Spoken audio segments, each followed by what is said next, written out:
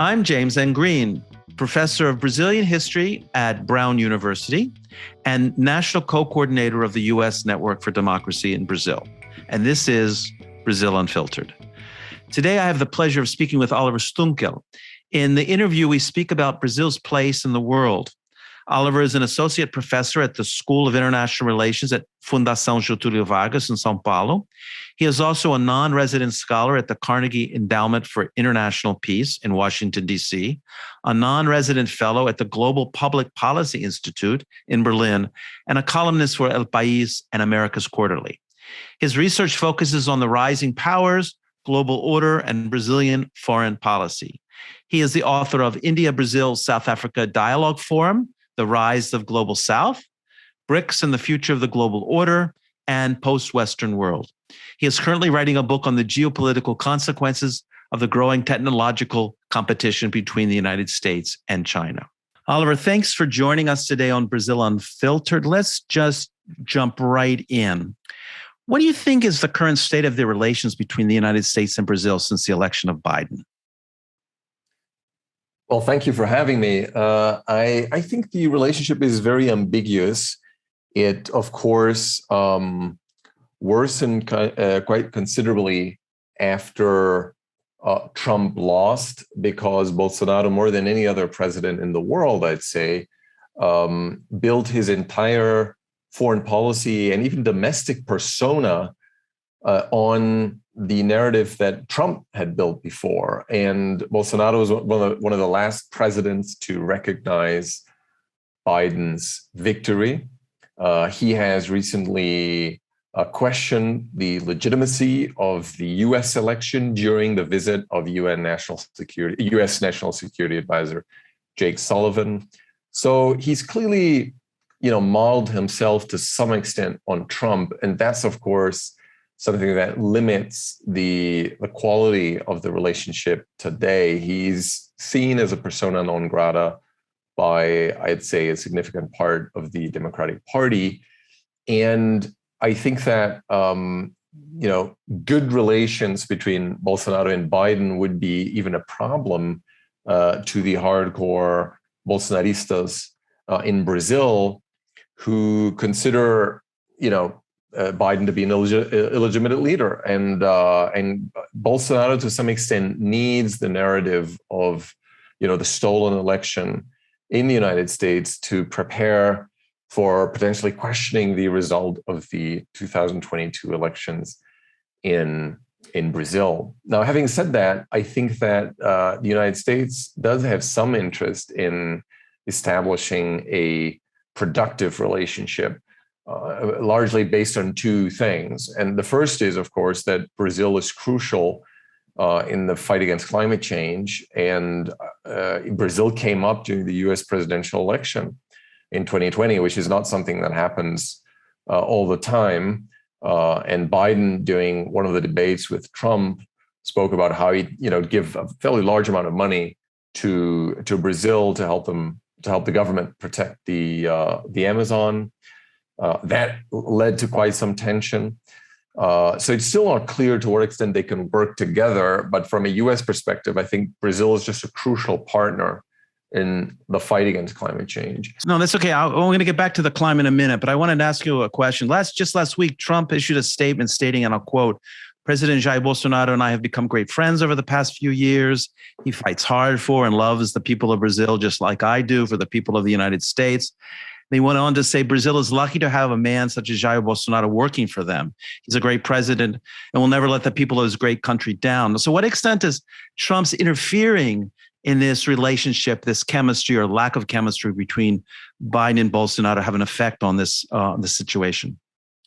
Well, it really affects the situation to the extent that, you have a Brazilian president who clearly favors Trump until this day, and who, if Bolsonaro gets reelected, will certainly be one of Trump's greatest supporters if Trump is the candidate again in 2024. So to some extent, that limits engagement. It's not really a coincidence that Biden and Bolsonaro haven't spoken, right?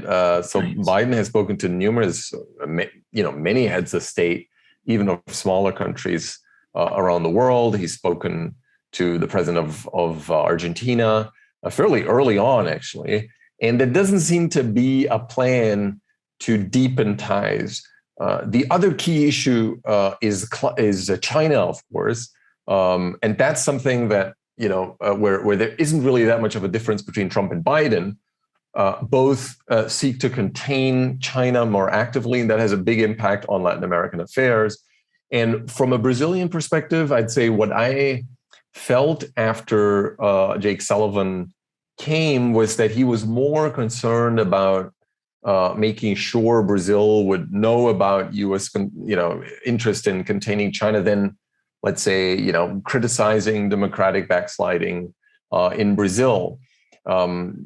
The Secretary of State was in the region. He was in Ecuador and Colombia, did not visit Brazil. And I can't really imagine Biden coming to Brazil at any time soon. So it's a pretty bad relationship, I think. At the same time, I don't think the United States really wants to break with Brazil because it knows that it will have to engage Brazil to some extent when it seeks to attain its broader foreign policy goals. So 64 congressional representatives sent a letter to Biden several weeks ago, basically calling on Biden to distance himself from Bolsonaro, not to necessarily break, but to not support him and wait for a new election and a new person in the presidency in Brazil.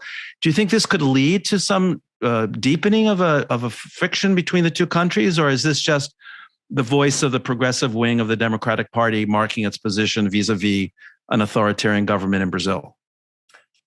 I think that the relationship is fairly low key right now. The U.S. doesn't have an ambassador in Brasilia right now. The Brazilian ambassador in D.C. is pretty much isolated. There's no big project sort of on either side going on. And the U.S. can sort of sit back right now because there's several other countries that seek to isolate Brazil. France is very keen on not allowing Bolsonaro to lead Brazil into the OECD, for example. I think that if Bolsonaro fails to accept the result next year, assuming that he loses and fails to accept the result, there will certainly be, I think, some pushback. But because it's such a sort of low-key relationship, I don't think we'll have a crisis in the bilateral relationship right now, because I think the U.S. government wants to just sort of sit it out and is basically, its fingers crossed that somebody else will win and will actually, I think, make major decisions based on the Brazilian presidential election in October 2022. So do you think that Trump or Steve Bannon or Jason Miller or other leaders of the extreme right in the United States and around the world might try to influence the Brazilian presidential elections next year? Oh, yeah, absolutely. I think the far right now sees Brazil as kind of a global battleground for, defending a president who, despite Brazil's limited, economic influence and also the limited relevance of the bilateral relationship, I think that for Bannon it would certainly be interesting to see Bolsonaro being reelected. Jason Miller, one of a former Trump aide, actually came to a right-wing conference that took place in Brasilia ahead of the September 7th marches, which some interpret as a failed coup attempt by President Bolsonaro. So I absolutely think that there are ties between far-right movements from around the world with the Brazilian government. I think the person who leads that is Eduardo Bolsonaro, the president's son, who's openly saying that if the January 6th riots had been more successful, if there had been better planning, then they could have succeeded. I mean, he's very explicit about that, and considers other authoritarian leaders like Viktor Orban as models for Brazil. Bolsonaro was last week in Rome. He was at the G20 meeting. He seemed to be pretty isolated there. He didn't manage to have very good conversations with other diplomats and ended up taking tours of the city, a walking tour of the city with his entourage. How is he being viewed by people in Europe at this moment? I think that he is more isolated than any other Brazilian president since democratization. I mean, you can't really imagine right now,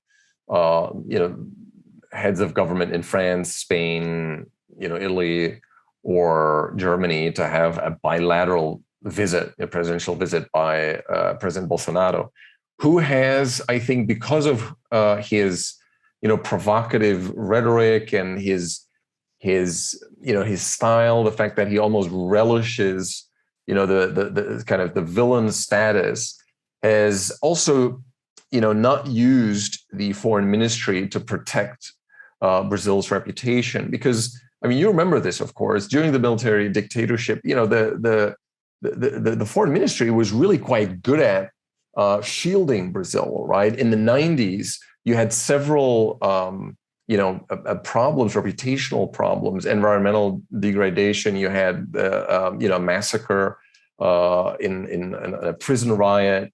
And during all these moments, the foreign ministry was very proactive and sort of fought back when there was international criticism. Whereas during the past years, you had somebody leading the foreign ministry who was, exacerbating Brazil's reputational problem by promoting conspiracy theories, et cetera, who basically refused to tone down the rhetoric, or if refused to say, the president may be saying this or that, but, in fact, it's something else. He was even more radical than the president. So as a consequence, you don't really have nowadays a constituency or powerful groups in Europe who actively defend the president. And when Angela Merkel defends ratification of the EU-Mercosur trade deal, she doesn't say, we need to really, we shouldn't criticize Bolsonaro that much. She says, our relationship to Brazil is bigger than our relationship to Bolsonaro. So we should ratify this deal despite the president. And that's a pretty weak argument if you consider the increasing importance of environmental movements. Governments all around the world, but in particular in Europe, are very concerned about challenges from green parties. So they preemptively embrace a more active environmental stance. And that makes Bolsonaro just a very difficult person to deal with. So I'd say Brazil is all the European governments are basically, wanting to just run out the clock and basically hope that whoever succeeds Bolsonaro will allow for the reestablishment of more productive relations. So to what extent do you think Bolsonaro is using foreign policy to affect domestic policies? And is he doing that in any way or any effective way? Yeah, I think that it's not a coincidence that the Bolsonaro family chose foreign policy as the area to mobilize Bolsonaro's hardcore supporters, and that, I think, it was even a pretty smart move if you think about it, because it was fairly obvious that from early on, Bolsonaro would have to compromise and have to let go of some of his key promises, basically, to these people. Closing the Supreme Court, closing Congress. He knew that he would probably not achieve these aims right away. And that in the sort of, for him, best case scenario, he could produce kind of a long but fairly slow erosion of Brazil's democracy, and then basically push, the country over the cliff, sort of perhaps in a second presidential term, but not right away, right? I mean, what Fujimori achieved in Peru in 92 is pretty unique. You basically need more time. What's happening in El Salvador right now is pretty unique. It usually takes more time. So, and I was part of several pro-Bolsonaro WhatsApp groups early on. And I assume as an investigator, as a researcher, not as a participant. Absolutely. Just to clarify that to our listener, right?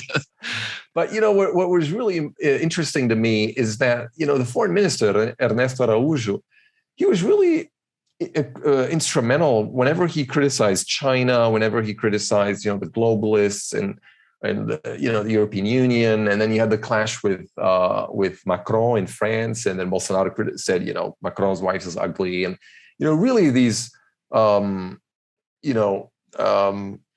this reliably fired up these groups. But what is that? What is that? Is it Brazilian nationalism that he's playing into, or is it kind of a sense of where ordinary people sticking it to world powers? Yeah, I think that it's also, reclaiming, control. It's protecting Brazil's sovereignty. It's utilizing this long-standing concern about, outside attempts to control the Amazon. But it's also about the idea that, there's these, powerful groups out there in the UN, and they're trying to, they're basically defending elite interests and infringing upon our, traditions and Brazilian culture. There were cases during the election of, people throwing stones at, the UNDP headquarters in Brasilia, right? I mean, there were people who clearly demonized the UN international institutions. So a lot of that, I think, was imported by, outside actors. You basically suddenly had the same language which had been present in the United States. And there, I think you could tell that a lot of that material came from abroad. Mm-hmm. So just to give you another example, when Sergio Moro resigned, Sergio Moro, for our listeners, the judge who was overseeing the Lava Jato, the car wash investigations that condemned Lula for corruption, and later was deemed to have been prejudiced in his rulings. And Sergio Moro was really an important element of the voter coalition that Bolsonaro had put together, because he said, I'll have this star-studded coalition, basically, of generals who will assure law and order, and Sergio Moro, who will fight corruption, and the ideologues and the evangelicals who will protect family values and etc., and who protect us from feminism and all these kinds of dangerous influences and so on. So when Sergio Moro resigned, the whole anti-corruption narrative disappeared, because Sergio Moro, after he resigned, he said, this government is corrupt. They're trying to influence our police investigations. He made serious accusations against Bolsonaro, and in response, Bolsonaro needed to move closer to these very old school parties, which we call Centrão, which are basically, they have no ideology other than, offering their support in exchange for a pork barrel public money. So Bolsonaro needed to engage in the kind of behavior that he had decried during the campaign. And at that time, suddenly, the foreign policy issues were really important for Bolsonaro to tell his radical supporters, I'm still the kind of Bolsonaro, I'm still the Bolsonaro you voted for, right, even though now I have to engage in these kind of ugly politics, which I initially vowed to end. Gotcha. So let's look a little more regionally now. Let's look at the situation in which a group of left and left center leaders have been elected in South America. How is Brazil relating to its neighbors and other countries in the region at this point? I think Brazil has really no strategy right now for the rest of the region. And I think that in part is because in Bolsonaro's mind, regional integration is basically a left-wing project, even though there's very little to substantiate this assessment, of course, because there was major progress in regional integration in the 90s. But for Bolsonaro, of course, the PSDB, the Social Democrats, and Fernando Henrique Cardoso is also kind of a left-wing president, right? So he's always says, this is all part of the same, elite that we have to fight. And I think that as a consequence, the U.S. relations, U.S.-Brazil relations were really crucial. He also was, I think, he utilized the elections in Argentina to fire up his supporters, and said at a time when it was fairly clear who would win in Argentina, that Macri would lose and that Fernandez would win. He basically said, these are left-wing bandits. We have to set up, tents in Rio Grande do Sul in the south of the country because in no time there will be, Argentine economic refugees coming.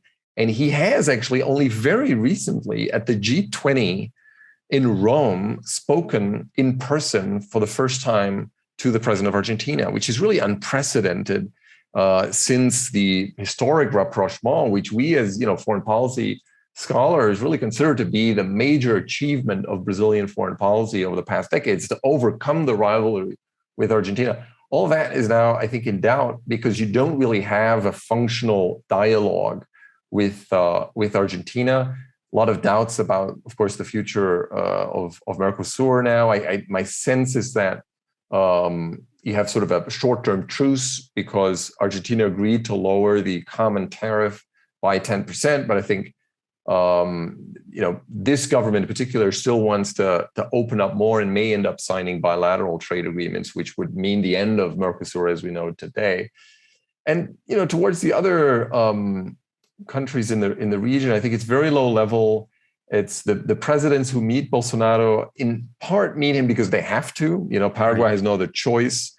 Evo Morales was, famously at Bolsonaro's inauguration because he was a pragmatist, right? He knew he needed to renegotiate, the gas deal, and I think that the Bolivian government now also knows that it must engage Brazil in some way.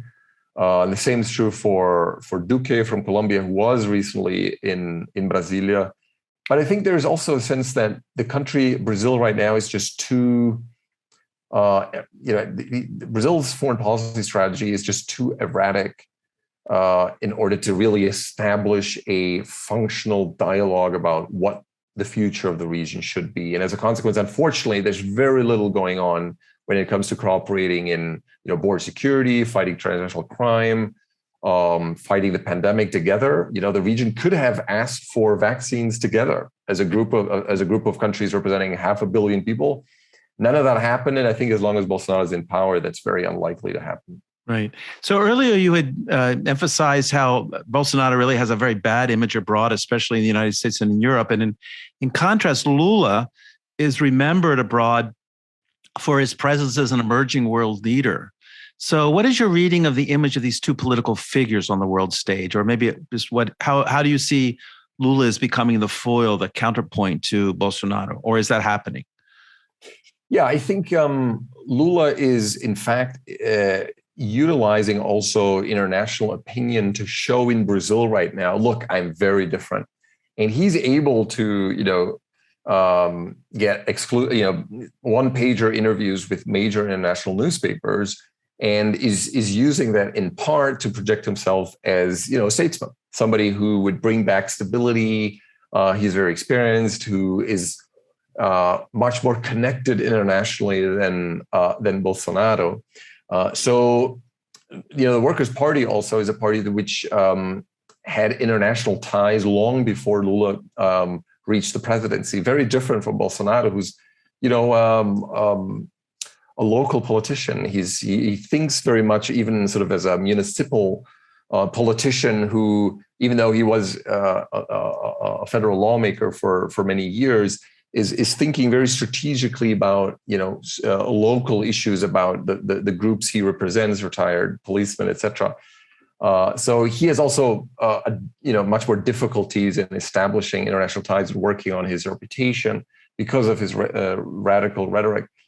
My sense is that Lula's reputation abroad is actually sort of better than it is in Brazil, even though Lula is leading in the polls. He's the most popular politician in Brazil, and he could, even though I don't think he will, according to current polls, actually win in the first round. I think that's very unlikely. But he's the only candidate right now who's basically got a guaranteed spot in the runoff. But there are a lot of people who feel strongly about Lula and think that he is in part responsible for the terrible economic crisis that occurred starting in 2014. And I think that criticism is much less pronounced abroad, where there's a broader sense that the investigations that were brought against the president were in part politically motivated. So I think he's less polarizing out there. He's just a fairly popular leader, whereas here he's also popular, but also, I think, polarizing to some extent comparable to the current president. It's really curious about this allegation that Lula is responsible for the crisis that happened after 2014, since he had been out of the presidency for 4 years. And actually, during his presidency, the economy was quite booming and really successful. I think the Estado de São Paulo just today had a column pointing to that fact. It was very curious to make that argument. But I'm really curious, since you have these connections with people in Itamaraty, the Ministry of Foreign Relations, how are people who are professional diplomats who have joined the civil service and are working full-time and are not necessarily happy with Bolsonaro, what are they doing within the institution of the Ministry of Foreign Relations? What is their position right now? How are they getting through this period? Well, it's been very difficult. I'd say many talented diplomats have fled to the consulates.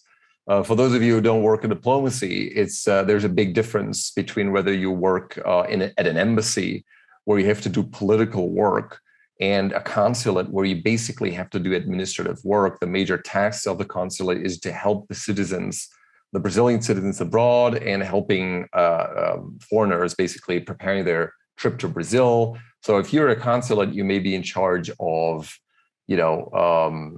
issuing passports to Brazilians who live in that city, or marriage certificates and all these kinds of things, right? Which is, there's a joke going around at Itamaraty, the foreign ministry right now, that we've never had more qualified and sophisticated people issuing Brazilian passports around the world, because all these people, the rising stars, basically now are at consulates, whereas whoever had the chance somehow fled the embassies, which is of course a problem, because that's where really decisions are being made. Right. That's where reports are being written. And whenever, for example, there's criticism against the president in the national media abroad, then it's the ambassador who needs to respond. And that has, of course, been tremendously difficult for many. Just to give an idea, I mean, we have 3 former foreign ministers now, all extremely qualified people, and they are in Slovenia, Qatar, and Egypt, right? These are the 3 foreign ministers of the Dilma administration. And, those aren't necessarily strategic, key relations that Brazil has. They were basically, marginalized. Were they sent there to be in cold storage or in Siberia, or do they kind of choose to have low profile in order to avoid having to confront the current government? I think it was a bit of both. I think for a lot of senior diplomats, it's just very uncomfortable right now being at big embassies where you have to publicly defend the president. There's no question. You can't be ambiguous about that. And I think the worst posts right now at the UN, I mean, in Geneva and New York, I mean, these are really tough assignments right now, because these are people who, joined the foreign ministry because they knew that foreign policy and multilateralism in Brazil is really important to, promote progressive causes. I mean, in many cases, Brazil's, most civilizing measures, let's say, right, Bolsa Familia, but also, in the realm of women's rights and minority rights more generally, it's really important to lock in the progress made in Brazil at international institutions, make Brazil commit to certain rules and norms out there. The UN was really important there. And so these are people who wanted to, defend these causes. And now, at the UN had to say, look, Brazil will not sign a single document where the word gender appears, for example, right? So yeah, very, very tough. But I feel like I don't want to single out. Of course, we, who tend to look and engage with a lot with diplomats know how difficult it is for many of them. But I think that people at the Ministry of Education, people at, the Ministry of Health, people who work on, in ministries on human rights issues, on women's issues. I mean, they all went through such a difficult period, and they're still going through that because either because their superiors now are military, or just reactionaries who are trying to roll back a lot of the progress that has been made over the past decades. So let's talk a little bit more about the international strategy related to global warming and deforestation and the environment. So what is Bolsonaro's strategy? It's pretty hard for me to understand what he's actually trying to do on the international scene about that. He didn't go to Scotland for the conference there. What is Brazil trying to tell the world community about its role in eliminating global warming? I don't think the world. I mean, I don't think Brazil has such a clear strategy of what it should do. It basically wants to lay low and basically avoid excessive criticism, even though some of the criticism, international criticism, has been useful to President Bolsonaro. When Macron, for example, 2019, used a somewhat ambiguous rhetoric about a supposedly international status for the Amazon. I mean, that was really important for Bolsonaro because he said, these globalists who want to, accept foreign money to protect the Amazon, they're, really want to hand over the Amazon to international companies that are interested in, minerals and whatnot and water. So I think that, but that's more of a collateral. I think the reason for Brazil's strategy is much more domestic. Bolsonaro doesn't believe in climate change, and Bolsonaro has very traditional views about the Amazon, which originate during the military dictatorship, which are both concerned about international attempts to control the Amazon, but also are really about the idea that it is necessary to quote unquote conquer the Amazon. It's necessary to populate the Amazon. And it's important to, extend Brazil's infrastructure so that we can exploit economically the Amazon. And the whole debate about, climate change and deforestation are, attempts to keep us from realizing our full economic potential. Gosh.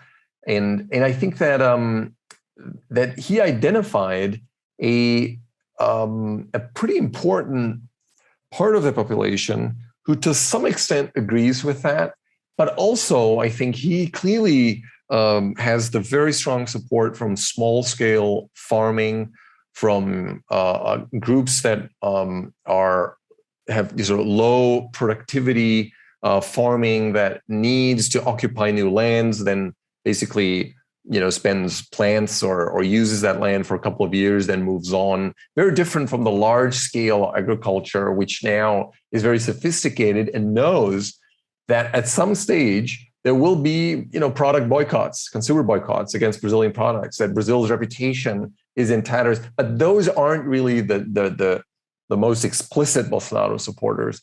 Bolsonaro is the region where he's most popular is in the north, right? These are people who live close to the Amazon, for example, and who see short-term economic gain by relaxing the rules to protect the environment, and who think that, and he says that a lot, we live in the dictatorship of IBAMA fines, right, which is the watchdog, the environmental watchdog, which he has weakened significantly. So I think there's a lot of domestic, there's an important domestic explanation for that.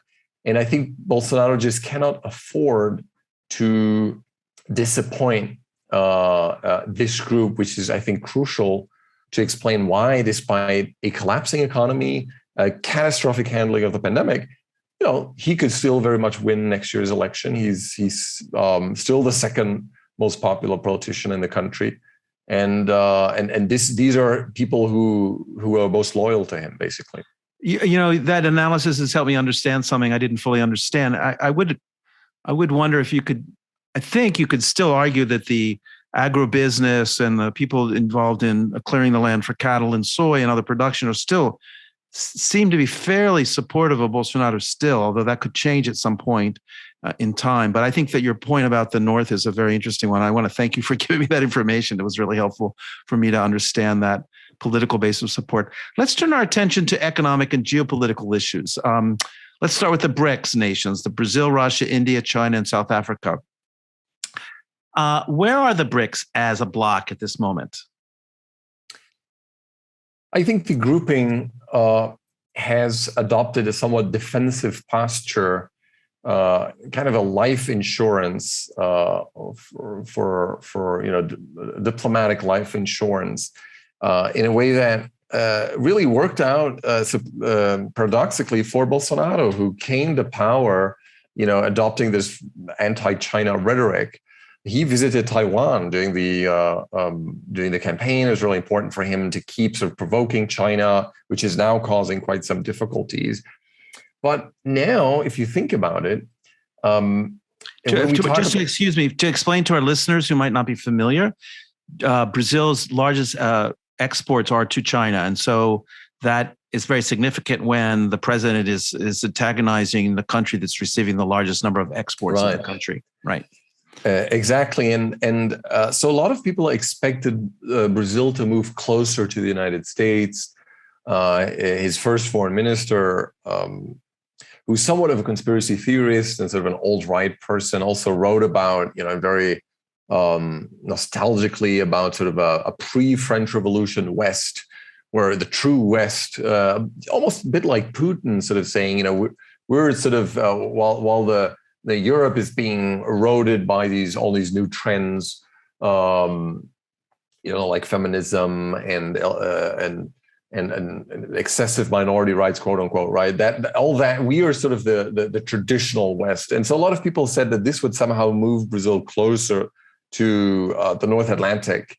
Bolsonaro spoke about joining NATO, and he is still trying to join the OECD, etc. But what happened in practice is that Brazil's reputation suffered most in the West, right? It's isolated in Europe and in North America, whereas China, even though he's at times attacking China, basically never lashed out against Bolsonaro. The BRICS summits take place normally, and Brazil is now more dependent on China than ever. In the same way, when Putin was fairly isolated in the West after the invasion of Crimea, he still was invited to be at the BRICS summit in Brazil in 2014. And for China, Xi Jinping knows that whatever happens, nobody will criticize China for Hong Kong or Xinjiang or whatever at the BRICS summit. So in a way, I think these are from a BRICS perspective, kind of all-weather friends, which, unless they fight each other, will not be criticized. And now that's, I think, the first key issue. The second is that all of these countries, to some extent,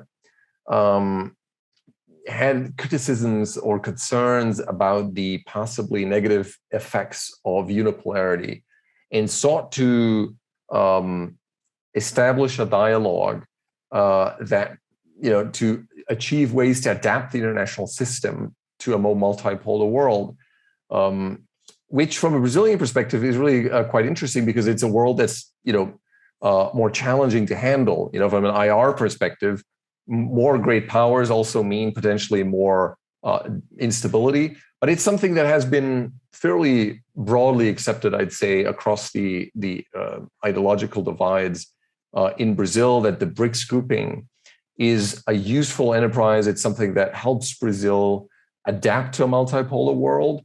And the group, despite all analysts, particularly those in the West, of course, saying, the BRICS doesn't make any sense, these countries have nothing in common, etc., continues to consolidate. And now there has been for the past 5 years a development bank, the BRICS Development Bank, which is officially called the New Development Bank, which just announced 3 new members. So Bangladesh, the United Arab Emirates, and Uruguay are joining in a couple of months. So you see that the BRICS grouping even does have an institutional, it manifests itself institutionally with that bank headquartered in Shanghai. So do you think if Lula is elected president, the BRICS will be strengthened as a bloc? I think if Lula is elected, Brazil will certainly regain an agenda-setting capacity, which it no longer has today. I mean, Brazil is a key topic at the COP26, but not because of the ideas it promotes, but it is very much seen as a problem and not as a country that articulates proposals, ideas, and solutions. I think Lula is very much aware of the fact that if he wins, and that would be ironically be exactly 20 years after he first became president, that Brazil's now in a very different world, and Brazil is in a much deeper mess than it was when he became president. Brazil was also in trouble back then, right, but it's in much, much bigger trouble now. And I think that a lot of people who expect Lula to be this, very activist foreign policy president will have to, are in for some disappointment, not because Lula doesn't like foreign policy, but because he knows the country is much, much more divided and much more vulnerable. You have all the military, which has again gotten used to meddling in politics. That was not the case in 2002, right? So I think he'll have to focus a lot on domestic politics, but I also think that he will be an enthusiast when it comes to the BRICS grouping. He loves to travel internationally. There's no question about that. You see the energy and the excitement of interacting with people all over the world. Even now, right? Absolutely. He's currently traveling through Europe, which I think was also part of the campaign, of course, because it was very clear, I think, to voters that he was much more at ease with global interlocutors than Bolsonaro, who was largely isolated at the G20. So you've talked about China. Let's understand this very complex relations between the United States, Brazil, who for so many years have claimed to have a special relationship, and this new special relationship that Brazil has with China, independently of the Bolsonaro government, because of the dependency that Brazil has on exports to China. What's your assessment of what's going on? I know that's one of your new book projects is working on Brazil's relationship to China. Help our listeners understand a little bit more about that relationship. Well, China-Brazil relationships mattered very little until the year 2000. I conducted oral history interviews with all the former Brazilian ambassadors to Beijing. And what really struck me was, during the 90s, that all of them were sort of complaining, saying, the foreign minister didn't really listen to me back in Brazil. I kept writing these reports, but, nobody really cared about what was going on in China, right? And that really only changed, I think, at the very end of the Cardoso period, when for the first time, presidential advisors said, there's something, big changes are afoot. This is a great opportunity for Brazil. And then when Lula came in, this, was a match in a way, because Lula had been talking about the importance of the global South anyways. I think that Brazil would also have sought closer economic ties to China if Lula had not been elected. But that obviously allowed Brazil to embrace that new reality, not only from economic, but also from a political perspective, involving the BRICS grouping, and a president who was just really interested in multiplying, diversifying ties with not only, Asian countries, but also African and Middle Eastern countries. And I think that the big change came in 2009 when China became Brazil's most important trading partner. And since then, it has been in each year more and more important. Brazilian exports to China are now worth more than twice than Brazil's exports to its second most important trading partner, which is the United States. So Brazil now is fairly dependent on China. It has a trade surplus, one of the few countries that have a trade surplus with China, because it exports so many commodities. At the same time, it's a country which doesn't really know China that well. And I think that's one of the most interesting aspects of the relationship. It's a very asymmetric relationship in terms of knowledge. While in China, I think there's a fairly good understanding of what Brazil is all about, of Brazilian politics. Brazil doesn't really have any sinologists. It doesn't have any regional expertise on China, which I think explains why the country doesn't have a clear strategy of how to deal with China. And that, of course, makes the country somewhat more vulnerable also. At the same time, I think Brazil has been very reluctant to listen to the United States, which over the past years in particular, whenever leading US foreign policymakers come to Latin America, they say, be careful with China.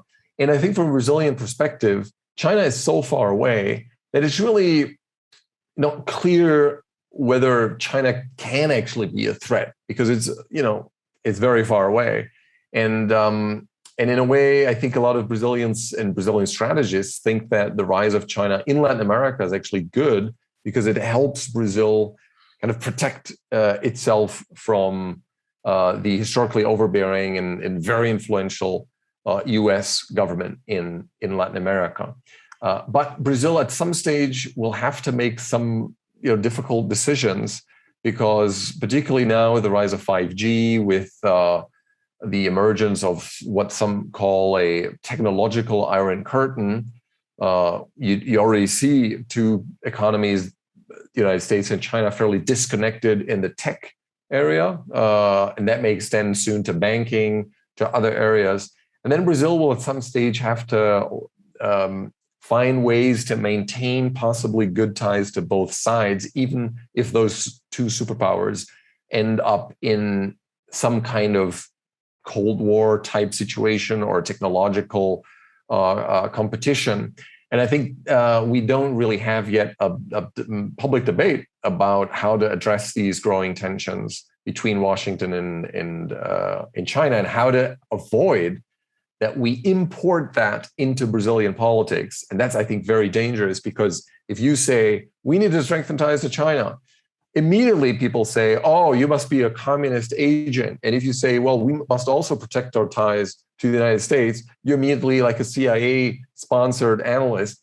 And I think that's exactly the wrong way to go about it. We need to think strategically of what's in Brazil's interest, and how can we assure that we can keep both ties to Washington and Beijing as productive as possible. It's very interesting, because most Brazilians of the middle class have a very clear understanding of the United States. They've traveled to Disney World with their kids. They've gone to New York. They consume American culture.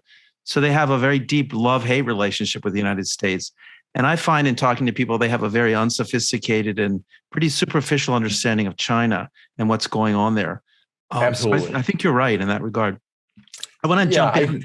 Sure. Go on. No, go on, please. No, I think there's just one piece of data which I think is quite symbolic. Brazil is, along with, I think, Paraguay, Chile, and Argentina, it's the countries that are furthest away from China in the entire world. It's basically the only region in the world where a direct flight connection is not possible. So you cannot fly straight from Brazil to China. You have to fly either through California or through the Middle East, right? Those are your two options, basically. It's a terrible trip. It's 24 hours. And I used to do it a lot when I was younger. Now I feel like increasingly that, if I go to China, I have to spend at least a couple of weeks in order to recover from that trip. And I think you're absolutely right. I think I see that with my students, actually. I happen to be in charge right now of our exchange program, undergraduate exchange program. And, the vast majority of students prefer to, go to Europe, to the United States. And then you have sort of some people who are into K-pop and they want to go to South Korea, to Japan. But, we don't really have any people who want to go to China. And that kind of worries me, because irrespective of what you think about China, 20 years from now, Brazil is most likely be extremely dependent on trade with China. And the probability that our undergrad students, will work for something related to China is very high.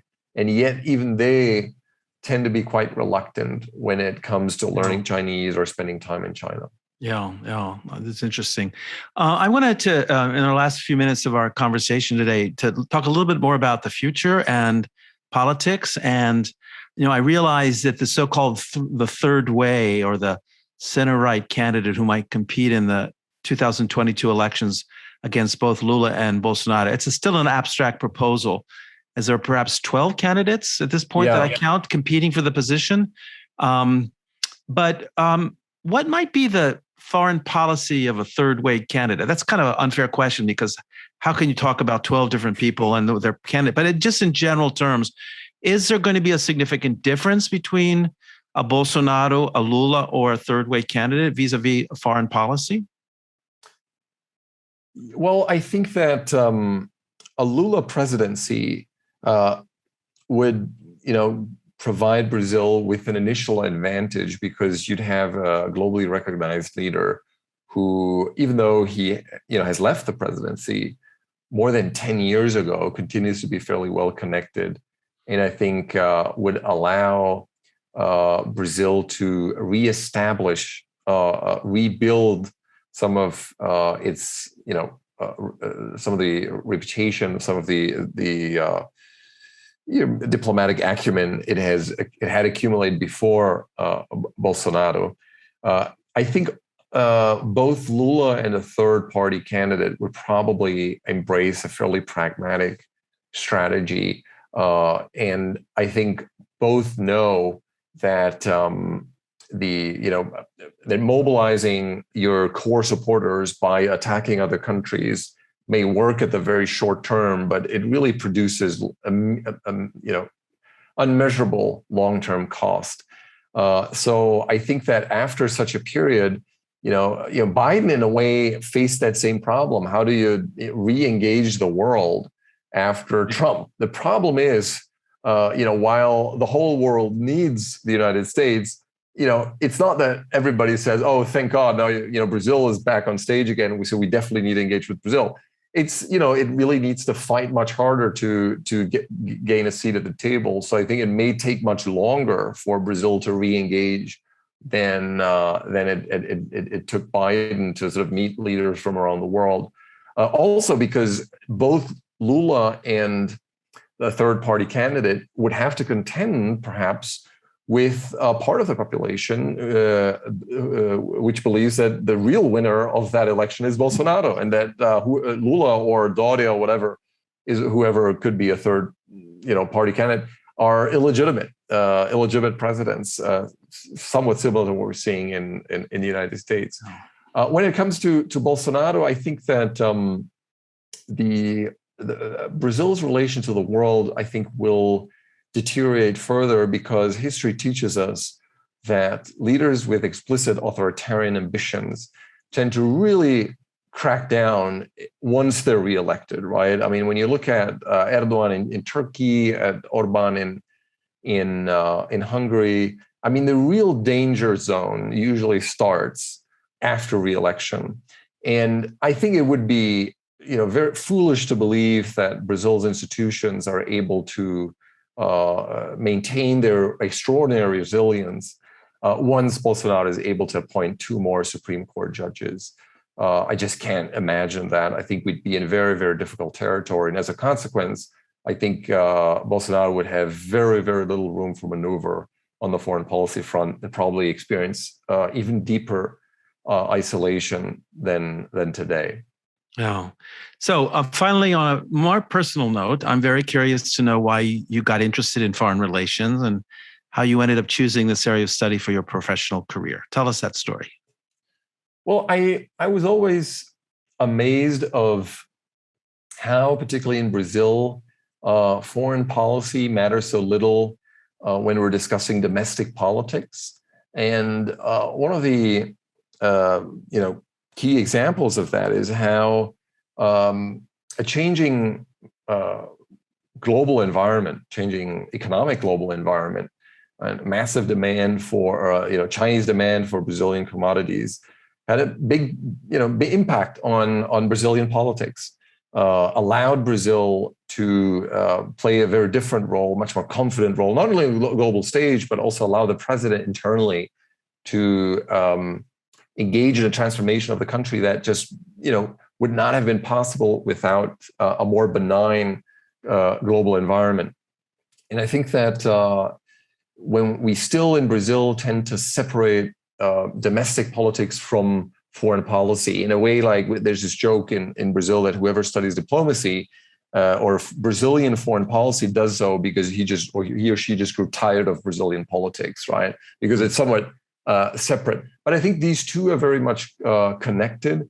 And I think that and that what I hope to contribute to the discussion always is to say that we have to take foreign policy into consideration and global affairs into consideration to explain what is going on within our countries. And I think that's what really got me interested first, is to see how different countries react very differently to international trends, and how to some extent that knowledge about or the capacity to anticipate international trends can help us make sense of domestic politics. Did you ever consider going into the Foreign Service, into the Itamaraty, the Ministry of Foreign Relations? No, because I think that you really have to. Well, first of all, I think a diplomat really has to. I'm very bad at remembering names. Actually, that was something that troubled me even when I was an undergraduate student. And as a diplomat, you really have to have this photographic memory and remember everybody you ever met. That's what makes you a good diplomat, right? Is to meet somebody for the first time in 5 years and say, how are your kids doing? I remember we had to really engage with people all over the world. But I also think that you really need to like working in a big bureaucracy. And it, as we experience right now, if you're at the foreign ministry, you better not criticize the president. So I always thought that was very interesting in academia, to be able to speak your mind. Which is really a privilege, particularly when you're in such a situation that we're facing right now. Oliver, I want to thank you so much for taking out the time. I know you have a very busy schedule as a teacher, a writer, a world-class traveler, going to conferences everywhere, to spend time with Brazil Unfiltered. We're trying to reach out to the American public to teach them about Brazil, to offer them information about the country. And I think you helped us a lot today talking about Brazilian foreign policy. Thank you so much. Thank you so much for having me, Jim. I hope you enjoyed the discussion. If you want to follow Oliver's work, he posts all of his publications on his site, oliverstuenkel.com. He also is very active on Twitter and a great follow at Oliver Stuenkel. Every week, I post a new video discussing the most relevant news topics involving Brazil, as well as lots of other content designed to help you better understand what's going on in Brazil. Brazil Unfiltered is also available wherever you get your podcasts.